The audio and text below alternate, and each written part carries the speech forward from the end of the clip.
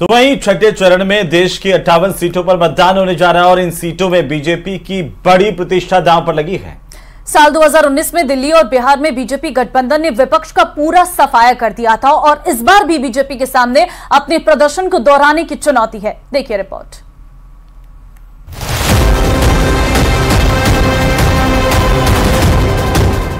छठवें चरण के मतदान में दिल्ली की सबसे बड़ी और सबसे कड़ी लड़ाई शुरू हो चुकी है। दिल्ली की 7 सीटों समेत भारत के 8 राज्यों और केंद्र शासित प्रदेश में 25 मई को 58 सीटों पर बहुत बड़ा घमासान होने वाला है। दिल्ली में केजरीवाल फैक्टर का टेस्ट होना है। यूपी और बिहार में बाहुबलियों की प्रतिष्ठा दांव पर है। बिहार और दिल्ली में मोदी फैक्टर विपक्षी गठबंधन की कड़ी परीक्षा लेने वाला है। छठवें चरण का पूरा गणित हम आपको बताने वाले हैं। छठवें चरण में बिहार की 8 सीट, हरियाणा की 10, जम्मू कश्मीर की 1, दिल्ली की 7, ओडिशा में 6, उत्तर प्रदेश में 14, पश्चिम बंगाल में 8 और झारखंड में 4 सीटों पर मतदान होने जा रहा है। केंद्र शासित प्रदेशों में सबसे ज्यादा 7 लोकसभा सीटें होने का गौरव दिल्ली के पास है और यहां आम आदमी पार्टी और कांग्रेस के गठबंधन से बीजेपी की सीधी लड़ाई है। उत्तर पूर्वी दिल्ली में सबसे दिलचस्प लड़ाई कन्हैया कुमार और मनोज तिवारी के बीच उत्तर पूर्वी दिल्ली की सीट पर लड़ी जा रही है। नई दिल्ली की सीट पर आम आदमी पार्टी के नेता सोमनाथ भारती और सुषमा स्वराज की बेटी बांसुरी स्वराज के बीच लड़ाई है। दिल्ली साल 2014 से बीजेपी का सबसे बड़ा किला बना हुआ है और यहाँ पर आम आदमी पार्टी अरविंद केजरीवाल और उनके साथियों की गिरफ्तारी और ईडी की कार्रवाई को मुद्दा बनाकर सहानुभूति लेने की कोशिश में है। वहीं मतदान के ठीक पहले आया स्वाति मालीवाल बदसलूकी केस भी महिला वोटरों के लिहाज में मतदान पर।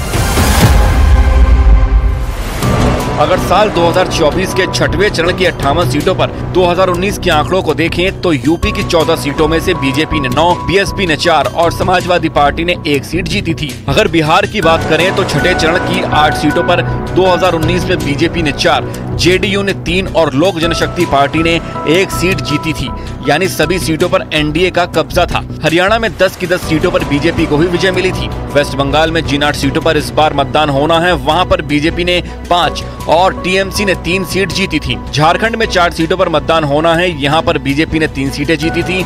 दिल्ली में 7 में से 7 सीटें बीजेपी ने जीती।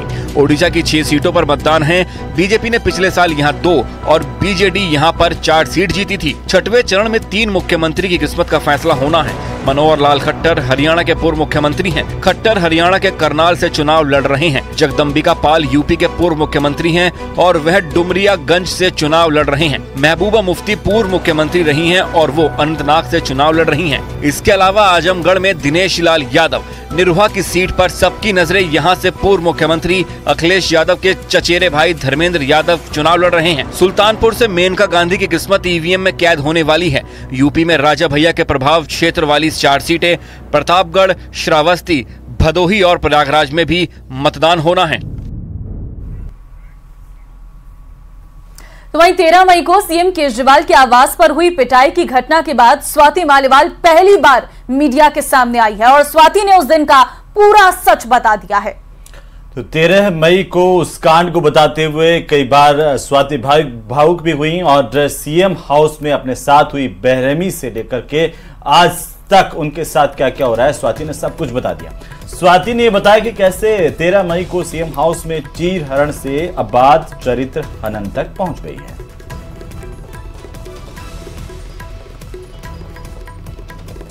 जहां मैंने इतनी मेहनत करी, इतना काम किया, जहां पे मैं लोगों के साथ उठती थी, बैठती थी, आज वही लोग मेरे परिवार तक पहुंच गए।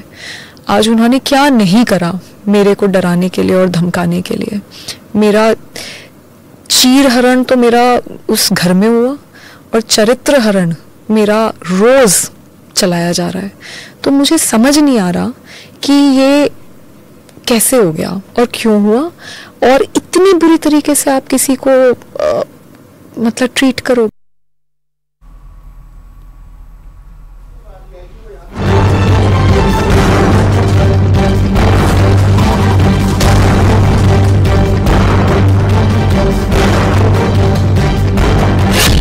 दिल्ली में आम आदमी पार्टी के साथ क्या होने वाला है? क्या 2019 के नतीजे रिपीट करेगी बीजेपी?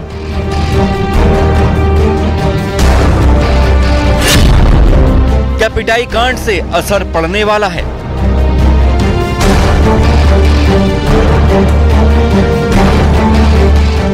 ये सवाल इसलिए है क्योंकि स्वाति मालीवाल की पिटाई से जुड़ी जो कहानी शुरू हुई, वो कहानी दिन ब दिन बड़ी होती जा रही है।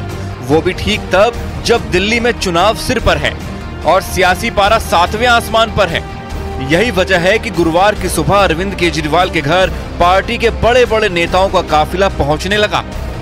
गोपाल राय, सौरभ भारद्वाज, संजय सिंह और आतिशी, एक एक करके सारे नेता अरविंद केजरीवाल के दिल्ली दरबार में पहुंच गए।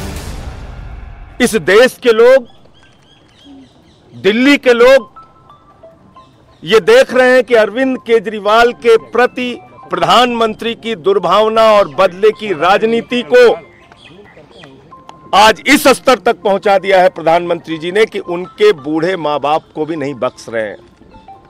उनके बूढ़े और बीमार मां बाप को भी पुलिस के द्वारा प्रताड़ित करवा रहे हैं। पूरा देश, पूरी दिल्ली इस बात का जवाब देगी। पूरा देश, पूरी दिल्ली इस बात को देख रही है। अरविंद केजरीवाल के घर ये भीड़ उस वक्त जुटी है जब बीजेपी 7 सीटों पर 2019 का लोकसभा चुनाव रिपीट करना चाहती है। स्वाति मालीवाल को क्यों मारा गया केजरीवाल जी की उपस्थिति में? केजरीवाल जी क्यों स्वाति मालीवाल की असॉल्ट के संदर्भ में अब तक स्पष्ट रूप से बोले नहीं? केजरीवाल जी के सानिध्य में क्यों एक राज्यसभा सांसद पर असॉल्ट हुआ? इत्यादि इन प्रश्नों का उत्तर अभी तक जनता को नहीं मिला है। लेकिन अरविंद केजरीवाल के लिए मुसीबत ये है कि पिटाई कांड के बाद से स्वाति मालीवाल ने बगावत के जो सुर बुलंद किए हैं वो जस के तस हैं। इस बीच दिल्ली गैंग रेप की शिकार निर्भया की मां भी स्वाति मालीवाल के समर्थन में आ गई। निर्भया की माताजी ने देश में इंसाफ की लंबी लड़ाई लड़ी है। जब मैं बच्चों के रेपिस्ट को सजा दिलाने के लिए अनशन कर रही थी तब भी उन्होंने मेरा साथ दिया था। आज उन्होंने मेरे समर्थन में ये वीडियो बनाई तो दिल बड़ा भावुक हुआ, पर कोई बड़ी बात नहीं। अब कुछ नेता मेरा समर्थन करने के लिए इन्हें भी बीजेपी एजेंट बता देंगे। बीजेपी भी लगातार इस मुद्दे पर अरविंद केजरीवाल को घेरती रही है। यही वजह है कि आम आदमी पार्टी के लिए चुनौती न सिर्फ साख को बचाने की है बल्कि उन दावों पर भी खरा उतरने की है जो दावे केजरीवाल सरकार लगातार करती रही है।